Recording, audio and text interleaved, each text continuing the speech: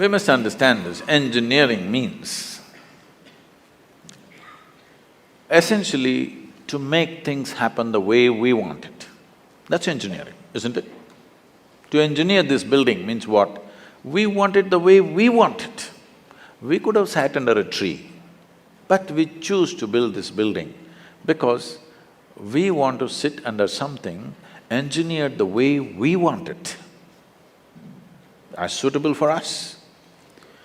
We air conditioned the place because we want the temperature in a certain way.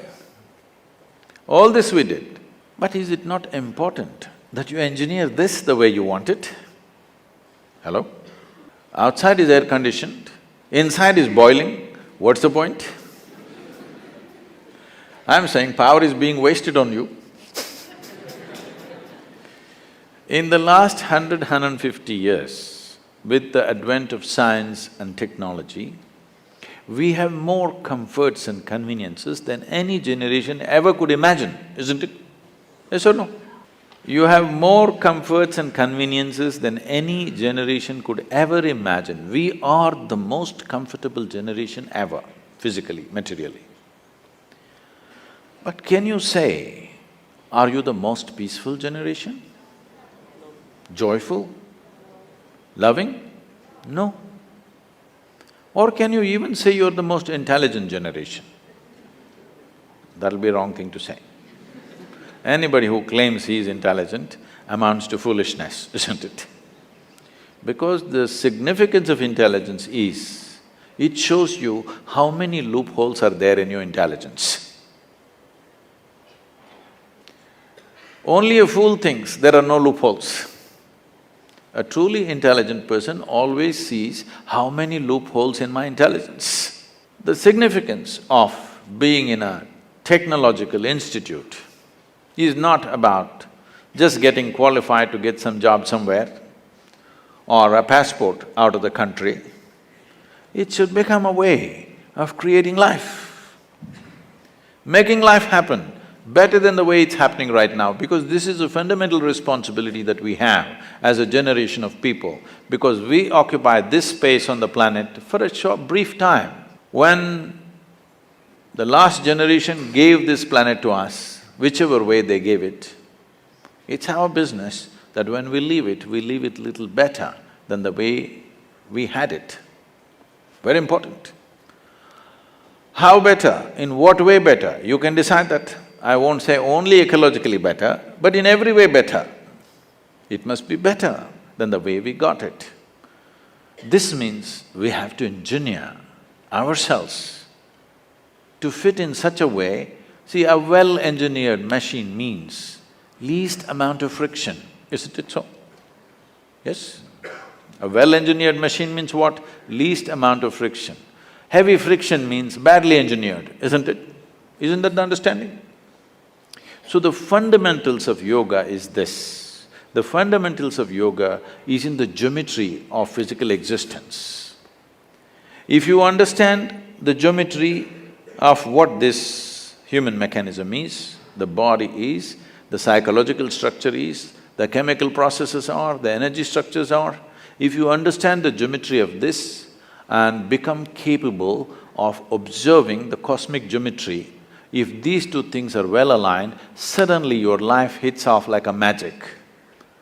Your life is no more a miserable drag, but it's magical simply because you have gotten the right geometry of things. Anything that is geometrically perfect will function absolutely smoothly and for a very long time. This is something that you must do to yourself when you're young. It doesn't matter what you want to do in your life. One thing must happen, your body and your brain should not come in your way. They must work for you. Yes or no? Hello? Never your body and your mind should not come in the way of who you want to be. Right now for most people, they themselves are a big issue. When you are an issue, how will you address the issues in the world? If you really want to address the issues in the world, this one should never be an issue, isn't it? I am not the issue here. I am never the problem. If there are problems, I will deal with it, but I am never the problem. This must happen to you, isn't it? Please make yourself like this, that you are never the problem. You're always a part of the solution, never a part of the problem. Right now, right now we have developed a certain attitude in the country, a whole lot of people, for every solution they invent a problem. For every solution they have found a problem.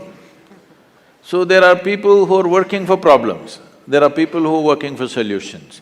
Young people should stand up and become a solution for future generations to come and your own life to blossom. Because the greatest fulfillment in one's life is that you function in such a way that you could do something which is much larger than yourself. This must happen. This is the highest fulfillment of activity, that you are able to do something which is larger than yourself. Only then you will see fulfillment in activity. Activity is one thing, but most important thing is how you are. People come to me like, right now you're all saying your IIT is the problem, so I'm inviting you to IYC, Isha Yoga Center. Lot of people come to me and say, Sadhguru, these are people who passed out, okay? Sadhguru, my mother-in-law, she's another, you know, from somewhere else she is. I just don't know how to live with this person. And my husband, after all, her son.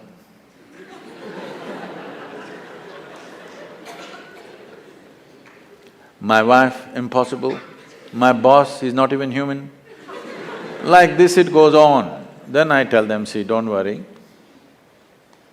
Your husband, wife, mother-in-law, boss, nobody will come here, you're protected. Like IIT.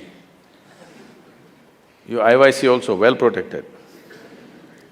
Nobody will come here, you just come and stay. I'll give you a nice place to stay, food is good. You don't have to do anything, just be joyful, that's all. None of these tormentors are there. Just be joyful. 24 hours you leave them in the one room, you must see in how many ways they twist themselves out. When you're alone, if you're miserable, you're obviously in bad company, isn't it?